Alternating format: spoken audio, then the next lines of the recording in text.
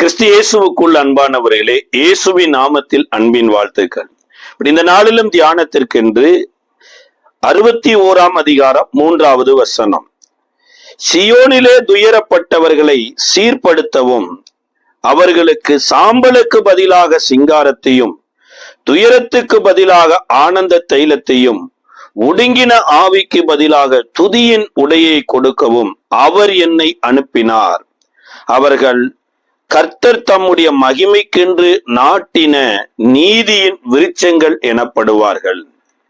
கர்த்தர் துயரத்தில இருந்து ஆறுதல் படுத்துகிற தேவன்தான்.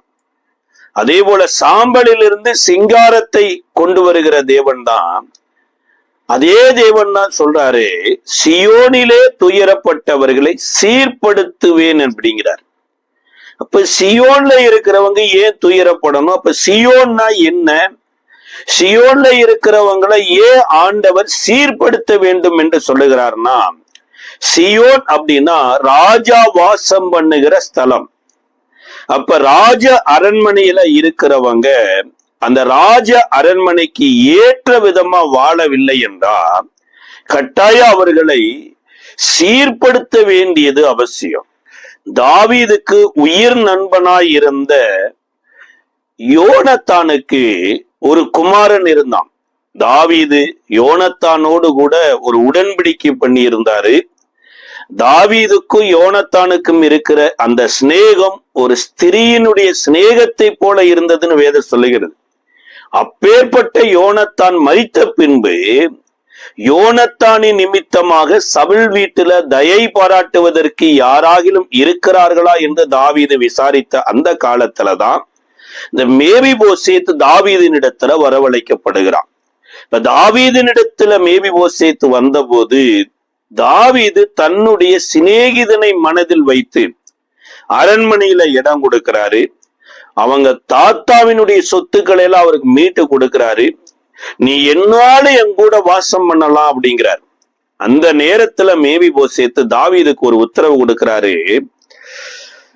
2 சாமுவேலின் புஸ்தகம் 9ஆம் அதிகாரம் 7-8 வசனங்களில தாவீது அவனை பார்த்து, நீ பயப்படாதே, உன் தகப்பனாகிய யோனத்தானின் நிமித்தம் நான் நிச்சயமாய் உனக்கு தயை செய்து உன் தகப்பனாகிய சவுலின் நிலங்களை எல்லாம் உனக்கு திரும்ப கொடுப்பேன். நீ என் பந்தியில் நித்தம் அப்பம் புசிப்பாய் என்றான். அப்பொழுது அவன் வணங்கி, செத்த நாயை போல இருக்கிற என்னை நீர் நோக்கி பார்க்கிறதற்கு உமது அடியேன் எம்மாத்திரம் அப்படின்னா. யோசிச்சு பாருங்க, இவங்க தாத்தா இஸ்ரவேல்ல முதல் ராஜா. இவனுடைய அப்பா தாவீதினுடைய உடன்படிக்கை சிநேகிதன். அவருக்கு பிறந்த இந்த பிள்ளை பாருங்க, அவரிடத்துல வந்து தாவீதினிடத்துல என்ன மறு உத்தரவு கொடுக்கிறாருன்னா, செத்த நாய் அப்படிங்கிறார். இதுதான் சியோன் வாசிகளை தேவன் சீர்படுத்த வேண்டிய ஒரு அவசியம் இருக்குது பாருங்க.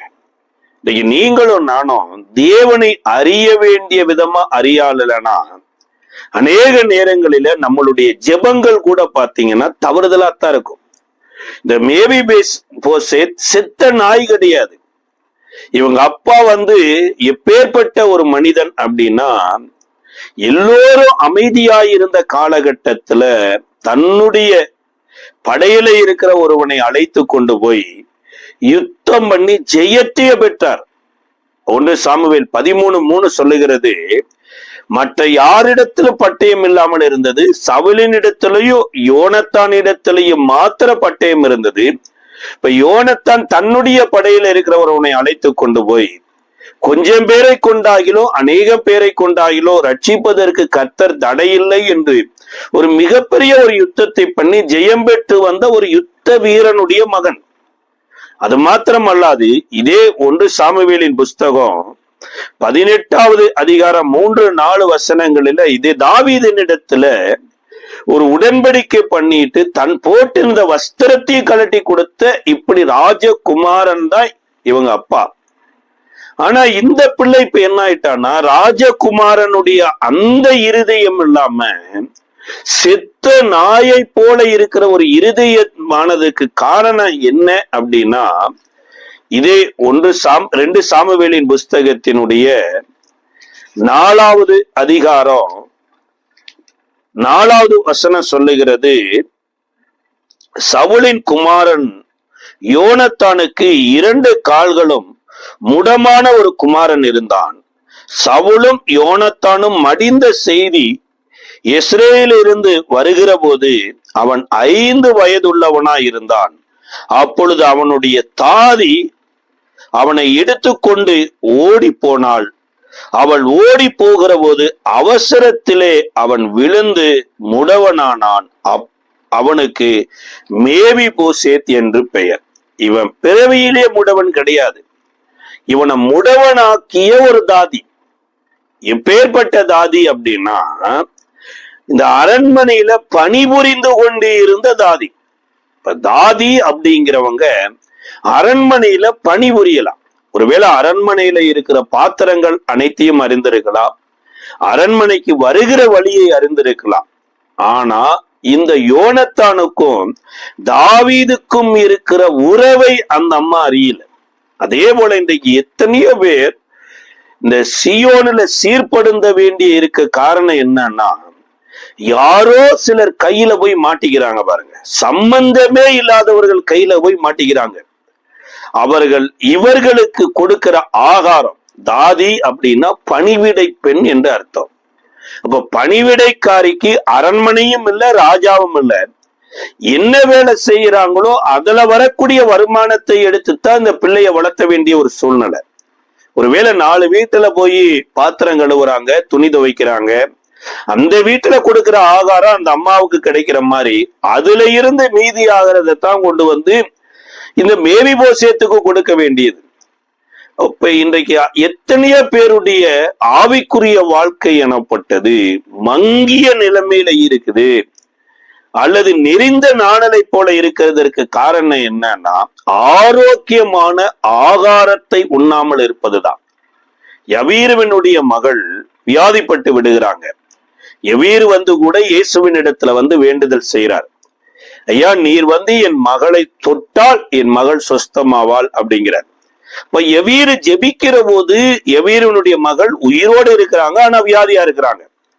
இப்ப இயேசு யவீருவின் வீட்டை நோக்கி வருகிற போது யவீரு வீட்டிலிருந்து ஒரு செய்தி வருகிறது, போதகரை வருத்தப்படுத்த வேண்டாம், உன் பிள்ளை மரித்து போய்விட்டாள் அப்படிங்கிறாங்க. இப்ப யவீருவுக்கு இந்த செய்தியை கேட்ட மாத்திரத்துல என்ன செய்வதென்று தெரியல. காரணம் என்ன அப்படின்னா, உயிரோட இருக்கும்போது வியாதியா இருக்கும்போது இயேசு தொட்டார்னா சுகமாகும், பிள்ளை இறந்து போயிடுச்சு, இனி தொடர்றதுனால என்ன பிரயோஜனம் அப்படி என்கின்ற ஒரு எண்ணம் வந்துடலாம். அந்த நேரத்துல யவீரு கேட்ட இந்த செய்திய இயேசுவும் கேட்கிறார். அன்பான தேவனுடைய பிள்ளைகளே, ஒருவேளை இந்த நாட்களில் உங்களுடைய வாழ்க்கையிலையும் கர்த்தரோடு நடந்து போறேன் பிரதர், விசுவாச பயணத்துல நடந்து போறேன், ஒரு ஜெபத்தோடு கூட போகிறேன், ஆனா வருகிற செய்திகளோ எதிர்மாறாய் இருக்கிறது அப்படின்னு நீங்க நினைக்கலாம். நீங்க கேட்கிற இந்த செய்திகளை நீங்க மாத்திரம் கேட்கலைங்கள, நீங்கள் அழைத்து கொண்டு போகிற இயேசுவும் கேட்கிறார். அவருக்கு இது தெரியும். ஆனா நீங்க கேட்கிறது அடக்கத்திற்காக அவர்கள் அழைக்கிறாங்க. ஆனா இயேசு அடக்கத்தை நிறுத்தி வாழ வைக்க அவர் கேட்கிறார். இமீடியட்டா யவீரை பார்த்து சொல்றாரு, நீ விசுவாசம் உள்ளவனா இரு, நீ வேண்டிக் கொண்டபடியே நடக்குங்க.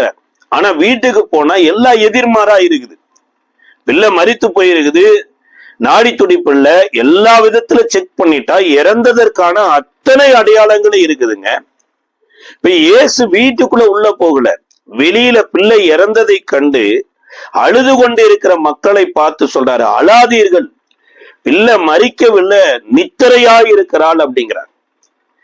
எல்லா அறிந்தவர்கள் பாருங்க, இன்றைக்கு நீங்களும் நானும் பிரச்சனை எவ்வளவு பெருசுன்னு அறிஞ்சிருப்போமே தவிர, போராட்டம் எவ்வளவு பெருசுன்னு அறிஞ்சிருப்போமே தவிர, நாம சந்திக்கிற மக்களுடைய வலிமை என்னதுன்னு அறிந்திருப்போமே தவிர, நம்மளோடு கூட வருகிற நமக்கு உதவி செய்கிற இயேசுவை இன்னார் என்று அறியாமல் இருப்போம். அங்க அறிந்த காரியம் உண்மைதான், யவீருவினுடைய பிள்ளை மரித்து போனது உண்மைதான். ஆனா இயேசு மரிக்கவில்லை அப்படிங்கிறார். அப்ப இயேசு சொன்னது உண்மையா பொய்யா அப்படின்னா, மக்கள் சொல்வது உண்மை, ஆனா இயேசு சொல்லுவது சத்தியம். அதாவது ட்ரூத் வந்துருச்சுன்னா ட்ரூ அழிஞ்சிரும் பாருங்க. சொன்ன மாத்திரத்துல இமீடியட்டா அழுது கொண்டே இருந்தவங்க எல்லாம் நகைக்கிறாங்க.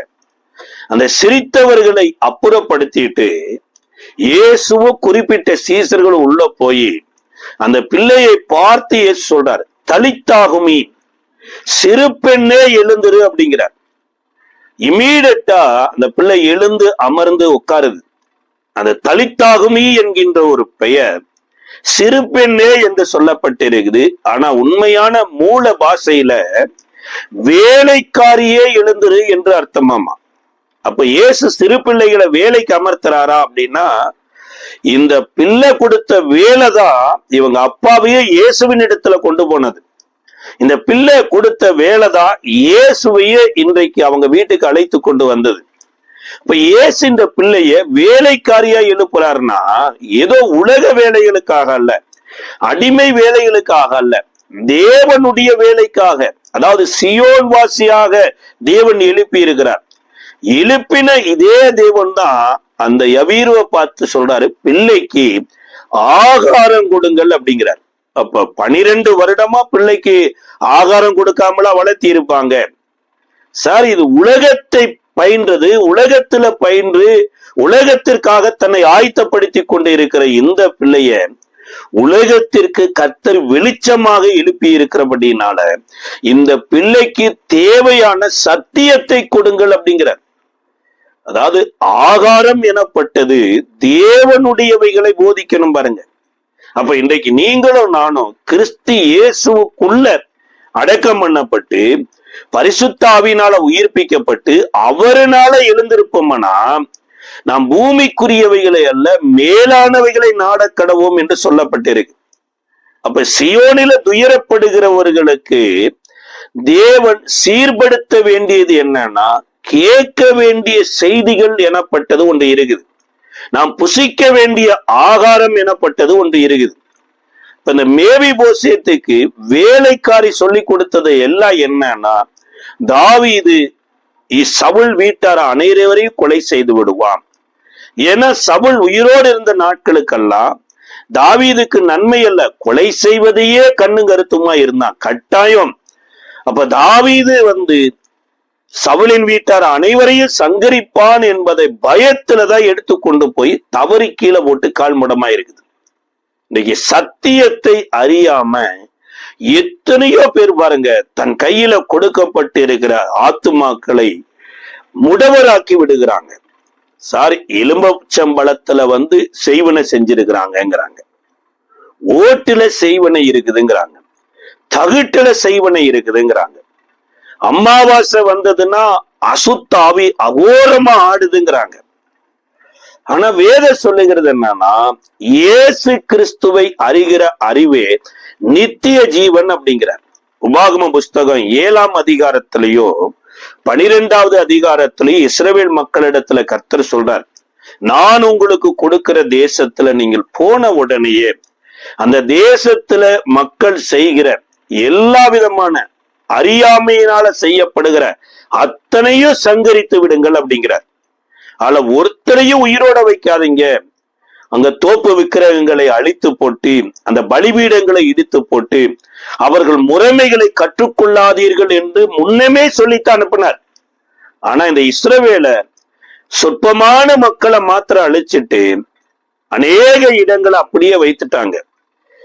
இதனுடைய ரிசல்ட் என்னன்னா, கர்த்தர் சொல்றாரு நியாயாதிபதிகளின் புஸ்தகம் 2வது அதிகாரத்துல, நான் சொன்ன வார்த்தையின்படி நீங்கள் செய்யாததுனால அந்த தேசத்தின் தெய்வங்கள் உங்களுக்கு கண்ணியா இருக்குன்னார். இப்ப இஸ்ரவேலுக்கு விரோதமான குறி சொல்லுதும் இல்ல, யாக்கோபுக்கு விரோதமான மந்திரவாதமும் இல்லை அப்படின்னா, இன்னைக்கு அநேக நேரங்களில எனக்கு அந்த செய்வனை செஞ்சுட்டாங்க பிரதர், எனக்கு இப்பேற்பட்ட பிள்ளை சூனிய செய்துட்டாங்க பிரதர்னு ஏன் தெய்வம் அல்லாதவைகள் செய்கிற காரியங்கள் மேல தேவனுடைய சியோன் வாசிகள் பயப்படுகிறாங்கன்னா, தேவனை அறிவதற்கு பதிலாக தேவையில்லாததை அறிந்து கொண்டிருக்கிறாங்க. அழிக்க வேண்டிய சில காரியங்களை அழிக்காம விட்டுட்டாங்க. அப்ப கிறிஸ்து இயேசுவுக்குள் அடக்கம் பண்ணப்பட்டிருக்கிற நம்ம ஆவியினாலே மாம்சத்தின் கிரிகளை அழிக்கும் போது மாம்சத்துக்குரியவைகளை வேதனைப்படுத்தக்கூடிய பிசாசினுடைய சுபாவமா இருக்கலாம், அல்லது உலகத்தினுடைய கிரியைகளா இருக்கலாம், அல்லது மாம்ச சுபாவமா இருக்கலாம். இவைகள் நம்மை சேதப்படுத்தாது பாருங்க.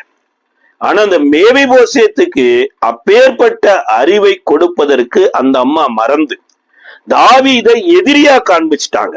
ஆனா உண்மையை சொல்ல போனா தாவீது மேவிபோசேத்தை அழிக்கணும் என்றோ அல்லது முடவர்களையோ சப்பானிகளை அழிக்கணுமோ என்று திட்ட வைக்கல. அந்த நாட்கள்ல சவுலினுடைய வீட்டார் தான் அறிவிச்சாங்க, இந்த எருசலேமில இருக்கக்கூடிய முடவர்கள் சப்பானிகள் தாவீதை துரத்தி விடுவாங்கன்னதுனால தன்னுடைய படையாட்களை அனுப்பித்தான் எருசலேமில் இருக்கிற முடவர்கள் சப்பானிகள் அத்தனையும் அழிக்கும்படியா தாவீது அனுப்பினார். ஆனா அந்த யோனத்தானின் நிமித்தமாக தயை பெற வேண்டிய பிள்ளைதான் இந்த மேவிபோசேத். ஆனா அவனுக்கு கொடுக்கப்பட்ட ஆகாரம் என்னன்னா தாவீது சவுலினுடைய வீட்டினுடைய சத்துருங்கிறார். ஆனா வேத வசனத்தை வாசிச்சு பாருங்க, 2 சாமுவேல் 1வது அதிகாரத்துல யோனத்தானும் சவுலும் இறந்து போன செய்தியை கேட்டு தாவீது அழுது புலம்பி ஒரு புலம்பல் பாடலே பாடி இருக்கிறார். அப்ப சியோன் வாசிகள் அறிய வேண்டியது என்னன்னா, இயேசு கிறிஸ்து எனக்கு எதிரி அல்ல. இயேசு கிறிஸ்துவினுடைய அந்த சிநேகம் இந்த உலகத்துல ஒரு தாயினுடைய அன்பு எவ்வளவு பெருசுன்னா, தான் பட்டினியா இருந்தாலும் தன் பிள்ளைகள் திருப்தியா சாப்பிடணுங்கிறது தான். ஆனா இயேசுவினுடைய அன்பு 70 தாய்களுக்கு மேலான அன்பு.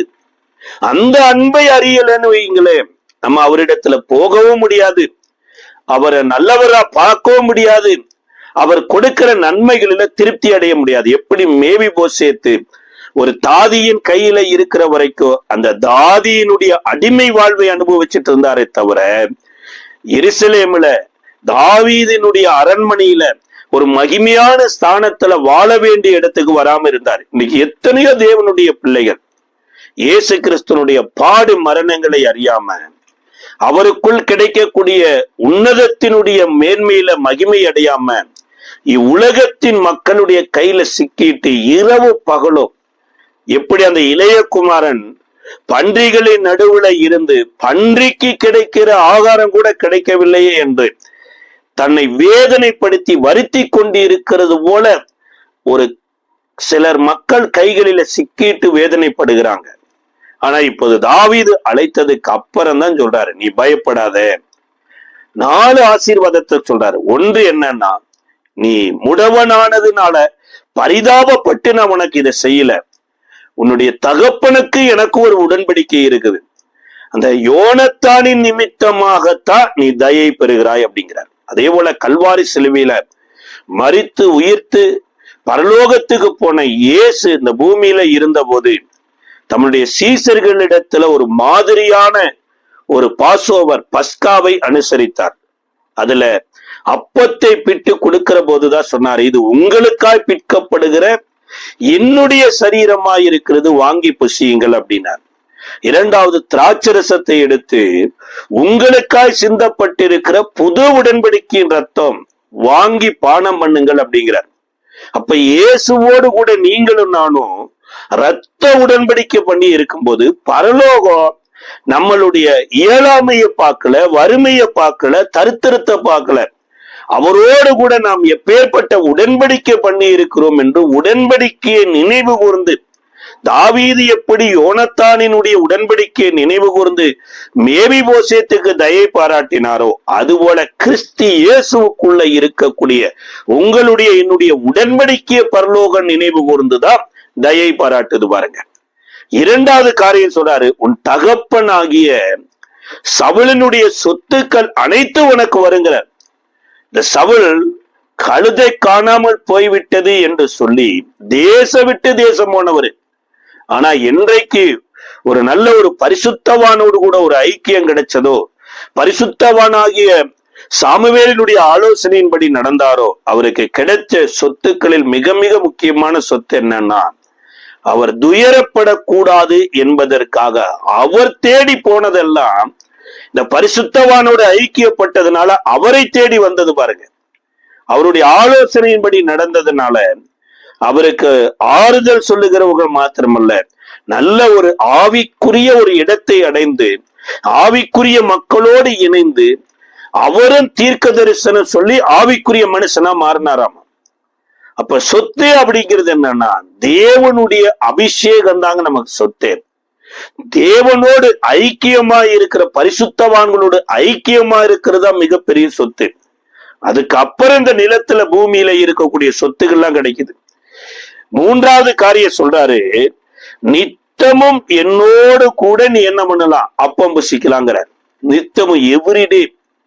அதாவது தாவீதனுடைய மகன் ஒருவேளை ஒவ்வொரு நாளும் தாவீதை சந்திக்கலாம், தாவீதோடு அப்பம் புசிக்கலாம். ஆனா இந்த பையன் வேறொரு தகப்பனுடைய பையன். ஆனா பண்ணின உடன்படிக்கை தாவீதுக்கு மேவிபோசேத்தை மகனை போல பாவிக்குது. இப்ப இன்றைக்கு நீங்களும் நானும் தேவ சமூகத்துக்கு வருகிற போது இந்த 4 ஆசீர்வாதங்களும் கல்வாரி சிலுவையில மரித்து உயிர்த்தெழுந்த இயேசுவினுடைய உடன்படிக்கையில கிடைக்குது. இப்ப சியோன் வாசி இந்த 4 காரியங்களிலும் சீர்படணும் பாருங்க. ஒன்று, எதை குறித்தும் பயப்படக்கூடாது. தைரியமாய் கிருபாசன தண்டையில வந்து சேரக்கடவோம் என்று ஒரு தைரியத்தை அவருடைய மரணத்தின் மூலமா நமக்கு கொடுத்திருக்கிறார். இரண்டாவது காரியம், அவர் நமக்காக மரித்தபடியினால அவர் நம்மளோடு பண்ணின உடன்படிக்கை நிமித்தமாகத்தான் பரலோகத்திலிருந்து தயை நமக்கு கிடைக்குது. மூன்றாவது காரியம், இயேசுவுக்கு இருந்த சொத்து, நீ சொன்ன ஆதாமுக்கு இருந்த சொத்து, தேவனோடு கூட சஞ்சரிக்கிற ஒரு அனுபவங்க. தேவனுடைய சத்தத்தை கேட்கிற ஒரு அனுபவம். தேவனை எல்லாம் ஆயத்தப்படுத்தி வைத்து ஆதாமுக்கு கொடுத்த அந்த ஆசீர்வாதத்தை தான் இயேசு கிறிஸ்துவின் மூலமா பெறுகிறோம். கடைசியா சொல்லப்பட்டிருக்குது, அப்பம் புசிக்கிறமாமா. அவருடைய சமூகத்தை பழைய ஏற்பாட்டு கால பரிசுத்தவான்கள் கூட வருடத்துக்கு ஒரு தடவை தான் அந்த ஆட்டுக்குட்டியின் ரத்தத்தோடு கூட மகா பரிசுத்த ஸ்தலத்துக்கு போயிட்டு வந்தாங்க. ஆனா உங்களுக்கு எனக்கும் ஏசு சொல்றாரு, யோவான் எழுதின சுவிசேஷ புஸ்தகம் 4வது அதிகாரத்துல, தேவன் ஆவியாயிருக்கிறார், அவரை தொழுது கொள்ளுகிறவர்கள் ஆவியோடும் உண்மையோடும் எங்கும் தொழுது கொள்ளுகிற காலம் வந்திருக்கிறது, வந்துவிட்டதுங்கிறார். இன்றைக்கு நீங்களும் நானும் எங்க ஆராதிக்கிறோமோ அங்கெல்லாம் தேவனுடைய சமூகம் வருது பாருங்க. அங்கெல்லாம் தேவன் தம்முடைய வார்த்தையை அனுப்புறாரு. இதுதாங்க சியோன் வாசிக்கு கிடைத்த மிகப்பெரிய ஆசீர்வாதம். ஆனா இதே தாவீது கூட முன்னாட்களில தடம் மாறி இருக்கிறார். இதை குறித்து 1 சாமுவேலின் புஸ்தகம் 22வது அதிகாரத்தினுடைய 1வது வசனம் சொல்லுகிறது, தாவீது அவ்விடத்தை விட்டு தப்பி அதுலாம் என்னும் கெபிக்கு போனான். அவன் வீட்டார் அனைவரும் கேட்டு அவனிடத்திற்கு போனார்கள். ஒடுக்கப்பட்டவர்கள், கடன்பட்டவர்கள், முறுமுறுக்கிறவர்கள் யாவரும் அவனோடு சேர்ந்து கொண்டார்கள். அவன் அவர்களுக்கு தலைவனானான். இப்ப தாவீது சவுலுக்கு பயந்து ஓடின போது தாவீதோடு கூட ஒரு கூட்ட மக்கள் வந்தாங்க. யார் அப்படின்னா, ஒடுக்கப்பட்டவங்க, கடன்பட்டவங்க, முறுமுறுக்கிறவங்க. இந்த கூட்டத்துக்கு இவர் தலைவனாயிட்டார். ஆனா இவரை கர்த்தர் தெரிந்தெடுத்தது சமஸ்த இஸ்ரவேலுக்கு ராஜாவாக அபிஷேகம் பண்ணிதான். இப்ப ஏன் இந்த இடத்துக்கு வந்தார் அப்படின்னா, இதே 21வது அதிகாரத்தினுடைய 1வது வசனம் சொல்லுகிறது, தாவீது நோபில் இருக்கிற ஆசாரியனாகிய அகிமெலேக்கின் இடத்தில் போனான். அகிமெலேக்கு நடுக்கத்தோடு தாவீதிற்கு எதிர்கொண்டு போய், ஒருவரும் உம்மோட கூட வராமல் நீர் ஒண்டியாய் வருகிறது என்ன என்று அவனை கேட்டான். சார், இந்த அகிமெலேக் எனப்பட்டவன் என்ன, ஒரு ஆசாரியன், பிரதான ஆசாரியன். இந்த பிரதான ஆசாரியன் கர்த்தருக்குத்தான் நடுக்கத்தோடு வரணுமே தவிர இந்த உலகத்துல வேற யாருக்கும் நடுங்க கூடாது. ஆனா இங்க இந்த அகிமெலேக்கு தாவீதினிடத்துல நடுக்கத்தோடு வருகிறார். இப்ப நடுக்கத்தோடு வந்திருக்கிற தாவீதுக்கு தேவ சமூகத்து அப்பத்தையும் கொடுக்கிறார். அது எப்படிப்பட்ட அப்பனா, ஆசாரிய ஊழிய செய்கிறவங்க தான் அதை புசிக்கணும். ஒருவேளை ஆரோனுடைய குமாரரா இருந்தாலுமே, ஒருவேளை அங்கவீனம் உள்ளவன், நசல் கொண்டவன், குருடனோ சப்பானியோ ஆரோனுக்கு பிள்ளையா பிறந்திருந்தா அந்த பிள்ளைகளே புசிக்க கூடாது என்று தேவனால விலக்கப்பட்ட அப்பத்தை இந்த அகிமெலேக்கு ஆசாரியன் என்ன சொல்றான்னா, தாவீது ஒரு ஸ்திரிகளின் இடத்துல தொடர்பு இல்லைன்னா இந்த அப்பத்தை புசிக்கலாம். இது உலக ட்ரெண்டுங்க. சில புண்ணிய ஸ்தலங்களுக்கு போனீங்க அப்படின்னா, அந்த புண்ணிய ஸ்தலங்களுக்கு போறவங்க பெண்களை தொடக்கூடாது. பெண்களுடைய தீட்டுப்பட்ட பெண்கள் வீட்டுல இருந்தாங்க அப்படின்னா அவங்களும் சேர்ந்து தீட்டுப்பட்டு விடுவாங்க. ஆனா இயேசுவினுடைய பார்வையில குஷ்டரோகிய இயேசு தொட்ட மாத்திரத்துல இயேசுவுக்குள்ள இருந்த வல்லமை குஷ்டரோகிய சுகமாக்குச்சே தவிர இயேசுவை தீட்டுப்படுத்தல. அதே போல 12 வருட பெரும்பாடு உள்ள ஒரு ஸ்திரீ இயேசுவை தொட்ட மாத்திரத்துல அவருடைய வஸ்திரத்திலிருந்து வல்லமை புறப்பட்டு அந்த அம்மாவை சுகமாக்குச்சே தவிர இயேசு தீட்டுப்படல. அப்ப எப்பேற்பட்ட டாக்டரின் இருக்கிற மக்களிடத்துல போய் நீங்களும் நானும் இருக்கிறோமோ, அப்பேற்பட்ட அழைப்பும் அப்பேற்பட்ட தவறுதலான வழிநடத்துதலும் நம்மளை சியோன்ல இருக்கிறவங்களை சீர்படுத்த வேண்டிய இடத்துல கொண்டே தள்ளிரும். தாவீது அபிஷேகம் பண்ணப்பட்ட மனுஷன்தான். இதே 19வது அதிகாரத்துல ஒரு ப்ராப்ளம் வருது. சவுல் தாவீதை கொலை செய்வதற்கு தன்னோடு இருக்கிற போர் வீரர்களோட திட்டமிட்டத தாவீதினுடைய மனைவி ஆகிய மீகாள் அறிந்து தாவீதுக்கு அறிவிக்கிறார். இப்ப தாவீது வீட்டிலிருந்து ஓடி விடுகிறார். இப்ப இந்த மீகாள் தாவீது படுத்திருந்த கட்டல்ல தலையணையை வைத்து போர்வையை பொத்தி தாவீது இருக்கிறான் என்பதை போல ஒரு காரியத்தை செய்து விடுகிறாங்க. சிறிது நேரத்தில் போர் வீரர்கள் கட்டலோட எடுத்துட்டு போயிடலாம் அப்படின்னு எடுத்துட்டு போனா சவுல் முன்னாடி கட்டல்ல இருக்கிற போர்வையை பார்த்தா தலையணை தான் இருக்குதே தவிர தாவீது இல்ல. தாவீது தன்னை அபிஷேகம் பண்ணின சாமுவேலின் இடத்துல ஓடிட்டார். சாமுவேல் இந்த செய்தியெல்லாம் கேட்டுட்டு அவரும் இவரும் வேறு ஒரு இடத்துக்கு போறாங்க. இப்ப சாமுவேல் இடத்துல தாவீது இருக்கிறான் என்று சவுலுக்கு அறிவிக்கப்பட்ட போது 50 போர் வீரர்களை அனுப்புறார்.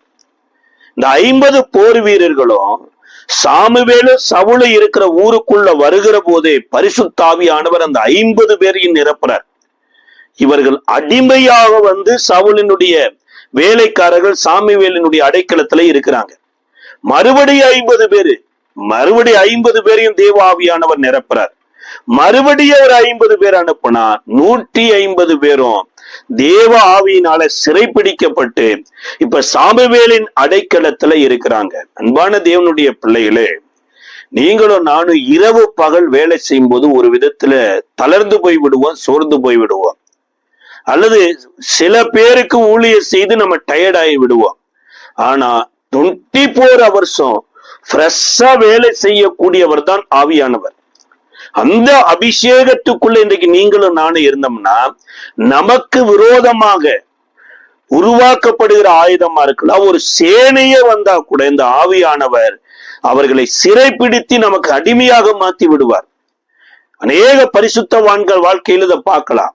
இதை அறிந்த சவுல் கடைசியா எப்படியாவது தாவீதை சிறைப்பிடித்து கொலை செய்ய வேண்டும் என்று வருகிற போது எல்லாரையும் தேவாவியானவர் அடிமையாகத்தான் சிறைப்பிடித்து வைத்திருந்தாரு.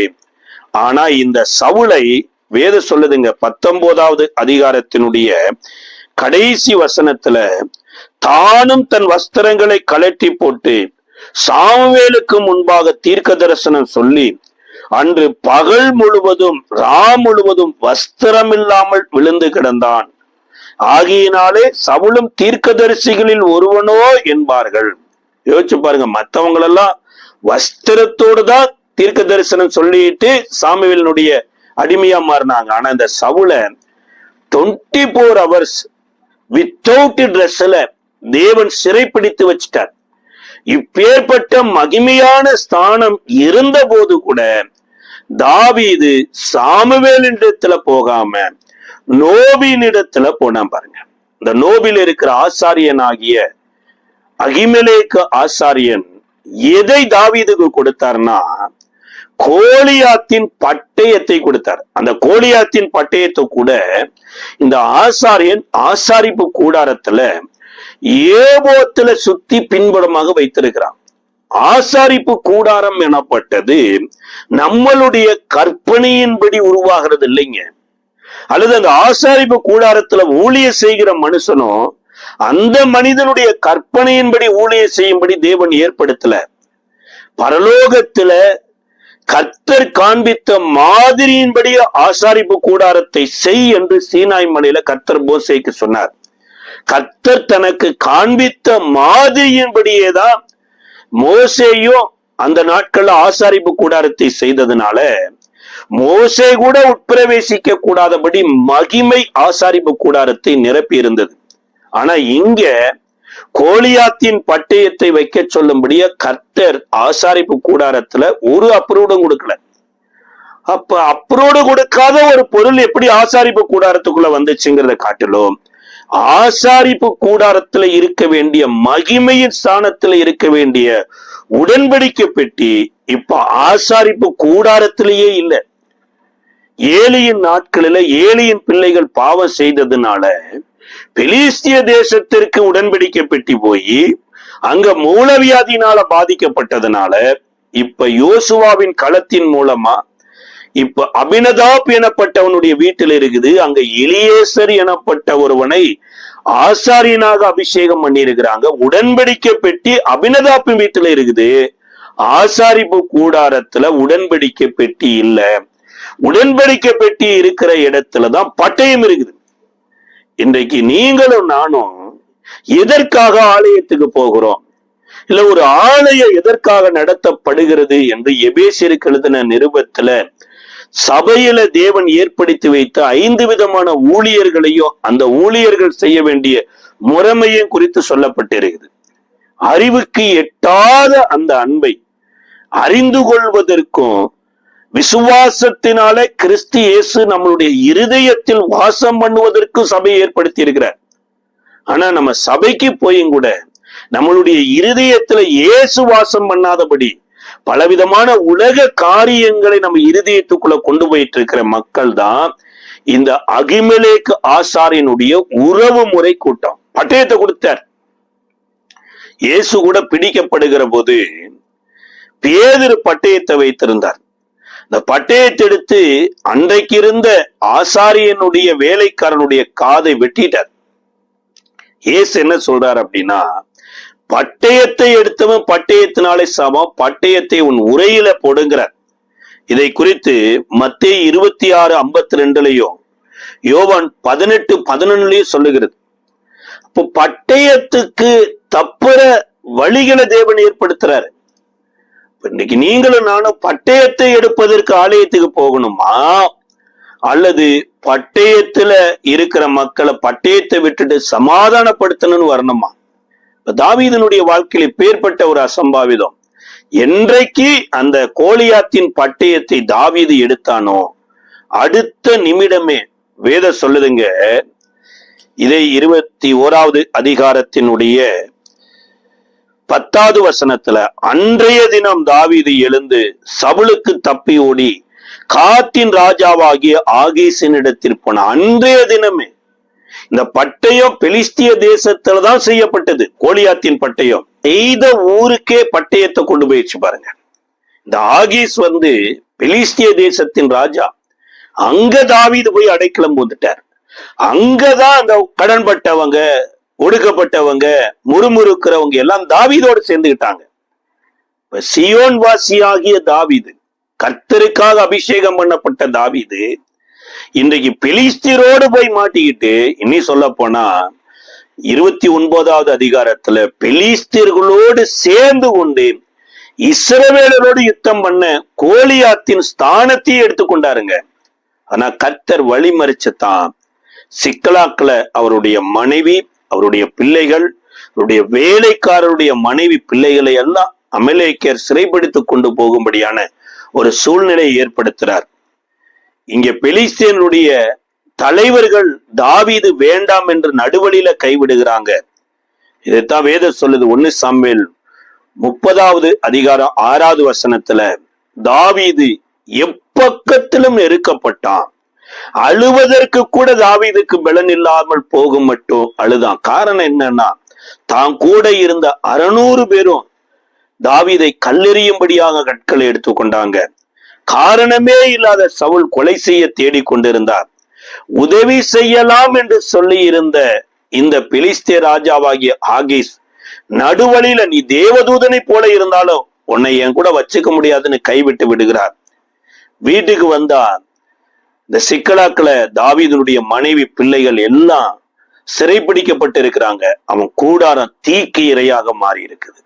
இப்ப சியோன் வாசிக்கு ஏன் இவ்வளவு நெருக்கத்தை தேவன் அனுமதித்தார்னா சீர்படுத்தணும். நாம இஸ்ரவேலரோடு யுத்தம் பண்ணுவதற்கு கர்த்தர் அபிஷேகம் பண்ணலைங்க. இஸ்ரவேலுக்கு எதிரிகளாயிருக்கிறவர்களோடு யுத்தம் பண்ணும்படியாய் கர்த்தர் அபிஷேகம் பண்ணினார். நாம் இயேசுவுக்கு எதிராக செயல்பட கர்த்தர் நமக்கு இந்த அபிஷேகத்தையும் ரட்சிப்பையும் கொடுக்கல. இயேசுவோடு கூட இருந்து இயேசுவை போல வாழ்வதுதான் சியோன் வாசி. அப்ப சியோன் வாசி சீர்பொருந்தணும்னா எதுல சீர்பொருந்தனா? வேதம் சொல்லுது, தாவீது கர்த்தருக்குள் தன்னை திடப்படுத்தினான். எப்படி திடப்படுத்தினார்னா, அவர் கர்த்தருக்குள் தன்னை சரிப்படுத்திட்டு தான் ஜெபிக்கிறார். நான் இந்த தண்டை பின்தொடரலாமா? பிலிஸ்தரோடு சேர்ந்து கொண்டு இஸ்ரவேலரோடு யுத்தம் பண்ண போகும்போது ஜெபம் இல்ல, தேவனுடைய ஒத்தாசையை தேடல. ஆனா இன்றைக்கு கர்த்தருடைய எதிரியாகிய அமலேக்கியரோடு யுத்தம் பண்ணுவதற்கு இவர் ஜெபித்த போதுதான் கர்த்தர் சொல்றாரு, நீ உன்னுடையதை மாத்திரம் மீட்க போறதில்ல, சகலத்தையும் மீட்டுக் கொள்வாய் அப்படின்னார். அதாவது நீ யாரோ ஒருவருக்கு கீழே இருந்து எனக்கு எதிராகவும் என் ஜனத்திற்கு எதிராகவும் யுத்தம் பண்ணுவதற்கு நான் உன்னை தேர்ந்தெடுக்கல.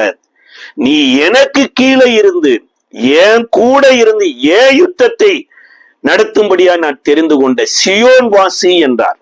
அதுபோல அன்பான தேவனுடைய பிள்ளைகளை, இந்த நாட்களில நீங்களும் நானும் சீர்பொருந்த வேண்டிய இடத்துல சீர்பொருந்தணும். அதை எங்கெங்க சீர்பொருந்தணும்னு அநேக காரியங்கள் இருக்குது. அது முதலாவது காரியம், நீ காணிக்கை போடுவதற்கு தேவாலயத்துல வருகும்போது காணிக்கை போடுறதுக்கு முன்னாடி உன் சகோதரன் பேரில் யாதொரு குற்றத்தை நீ உணர்வாய் என்றால், நீ காணிக்கையை போடாம காணிக்கை வைத்து விட்டு உன் சகோதரனிடத்துல ஒப்புரவாகி பின்பு வந்து காணிக்கை போடுகிறார். எத்தனையோ பேரோட பகை, கசப்பு, விரோதம். ஒருவேளை நேரடியா அவர்களோட யுத்தம் பண்ண நமக்கு பலன் இல்லை, தைரியம் இல்லைன்னா, இந்த பிலிஸ்தரோடு சேர்ந்து கொண்டு தாவீது எப்படி இஸ்ரவேலின் ராஜாவாகிய சவுலோடு யுத்தம் பண்ண போனானோ, அதுபோல யாரோ ஒரு எதிரியோடு கூட சேர்ந்து கொண்டு தேவனுடையவர்களுக்கு விரோதமா செயல்பட்டோம்னா நாம் சியோன் வாசிகள் அல்ல. அப்படி சியோன் வாசிகளா இருந்தாலும் நாம் சீர்பொருந்த வேண்டியது அவசியம். கர்த்தர் அப்படி இந்த நாட்கள்ல சீர்பொருந்தி அவருக்காக வாழ, அவருடைய நாட்டின விருட்சங்களாய் வேதம் சொல்லுது பாருங்க, கர்த்தருடைய பிரகாரங்களில் நாட்டப்பட்ட விருட்சங்களாய் வாழ கர்த்தர் உங்களுக்கு எனக்கு கிருபை தருவார். நம்ம ஜெபிக்கலாமா? அன்பின் பரலோக பிதாவே, கர்த்தராகிய இயேசுவின் நாமத்தின் நன்றியோடு ஸ்தோத்திரிக்கிறோம் அப்பா. கர்த்தாவே, சியோனிலிருந்து ஆண்டவரே எங்களுக்கு ஆசீர்வாதத்தை கொடுக்க நீ விரும்புகிறீர். அதற்கு சில இடங்களில நாங்கள் சீர்பட வேண்டி இருக்குதப்பா. யோனத்தானின் குமாரனாய் இருந்தாலும் ஆண்டவரே, ஒரு தாவீதை அறியாத ஒரு தாதியின் கையில சிக்கி 2 கால்களை முடமான நிலைமையில இன்றைக்கு எத்தனையோ ஆவிக்குரிய வாழ்க்கையில குந்தி குந்தி நடக்கிறோம். உள்ள எத்தனையோ பிள்ளைகள் தாவீதை போல அபிஷேகம் பண்ணின சாமுவேலின் அடைக்கலத்துல போகாம, ஆண்டவரே, உடன்படிக்கை பெட்டி இல்லாத, கர்த்தருடைய ஆலோசனையை கேட்காத, தன்னை கண்டு பயப்படுகிற ஒரு ஆசாரியின் இடத்துல ஓடினது போல ஓடிக்கொண்டு இருக்கிறோம். எங்களை சீர்படுத்தும், எங்களை ஸ்திரப்படுத்தும், எங்களை நிலைநிறுத்தும், ஆசீர்வதியும். இயேசுவின் நாமத்தில் ஜெபிக்கிறோம் நல்ல பிதாவே, ஆமென். எங்களோடு நீங்கள் தொடர்பு கொள்ள மிஷனரி சகோதரர் ஜெயபால், இயேசுவின் ஆசீர்வாத ஊழியங்கள், சேலையூர், சென்னை, தென்னிந்தியா. Missionary brother Jayapal, Jesus plus ministries, Selaiyur, Chennai, south India.